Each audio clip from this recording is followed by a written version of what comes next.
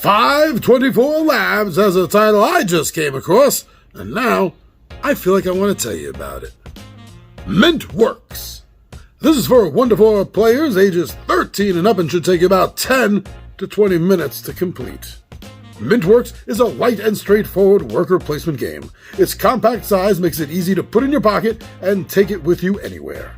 Its simple rules make it easy to introduce new players to the genre of worker placement games.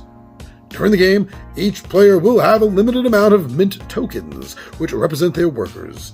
Players will use these mint tokens to earn more tokens. Take first player or buy and build plans. Plans are how players earn points. Some plans will give only points, others will give extra powers to their owners. Once any of the players have at least 7 points earned, or if there are not enough plans to refill the stock, the end of the game is triggered.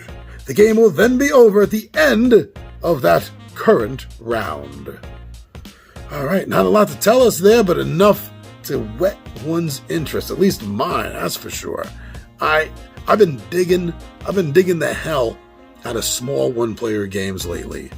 And I know that the Mint games have been out for about 3 or 4 years now, or 2 or 3 years, I guess.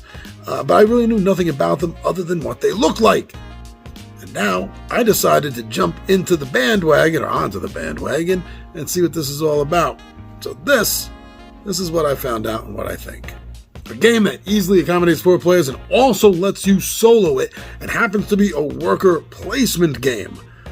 That sounds great.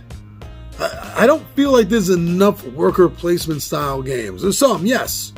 I don't feel like there's enough out there in the market that can be soloed. Specifically, that's what I'm talking about here. So when I came across this small tin game that can be soloed as well as playing up to 4 players, I like that. Looking at the game, it, as you would expect being a tin box game, no, it doesn't take up a huge footprint on your table. You can pretty much put this down and play it anywhere. You're on lunch break, you're on a vacation, maybe even on a plane. You'll be able to get this down and do some playing of this. Hey, it all fits in a mint box. How much room is it taking up, do you think? Take a look at the pictures. Not a hell of a lot. That's great. I love that. Give me more of games like this. And yeah, there are more in the Mint series, but I'm not here to talk about those right now. But it's good to see that they're so confident in this game that they're coming out with other standalones in this. They're making this Mint thing kind of like their whole flagship. I like the confidence in that. Now, in the description I read, they point out that there are easy rules to learn and to teach in this game. Well, I haven't found any reviewers that are refuting that. No one is talking about any difficulties in this game of learning it or how their friends just aren't getting it.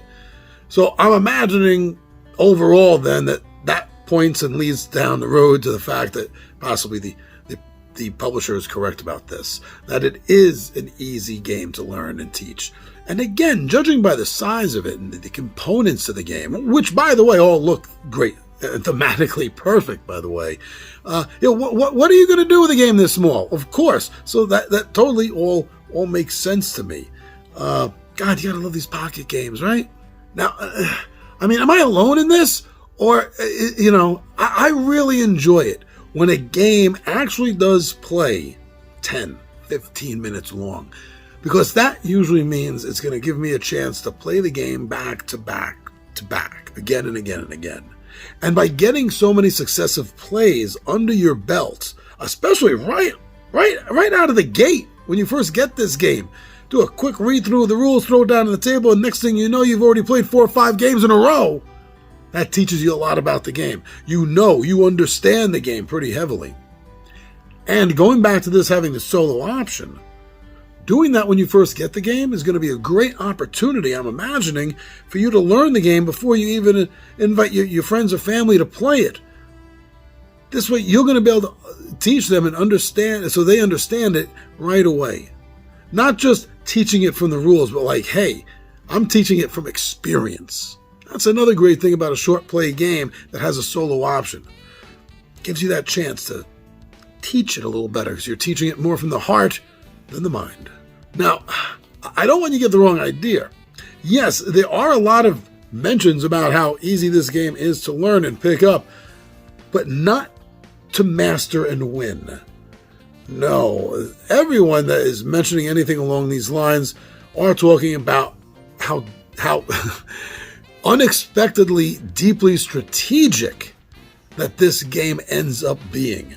And for a game like this, worker placement, that's exactly what you're looking for. You need this to be a strategic game. You need this to be something that you can plot and plan around, but yet throwing in just enough of the luck element that may screw up your plans a little bit. That's what this game is supposed to be, and that's exactly what it's delivering from what everyone is reporting, and I'm not seeing anything to say otherwise. Again, just something else that's getting me more and more interested in this title. Actually, getting me more interested in this whole line. I definitely think that between what the publishers of the game said and what I'm seeing from the reviewers, that this game definitely needs a place on my gaming radar. And you know what? I think it needs a spot on my shelf, too, so I can get it down to the table so I can play this. I really want to see if everything they're reporting about it is true. It's a small enough game. Why not go for it? But you know, as I say in these videos, don't listen to my disembodied voice. Don't listen to some floating head in another video.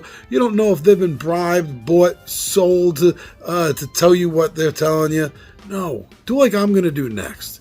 After this, I'm going to go watch some playthroughs. That's going to be the best way to determine if a game is going to be of interest to you and your players. So go get more information and watch a playthrough or two of Mintworks.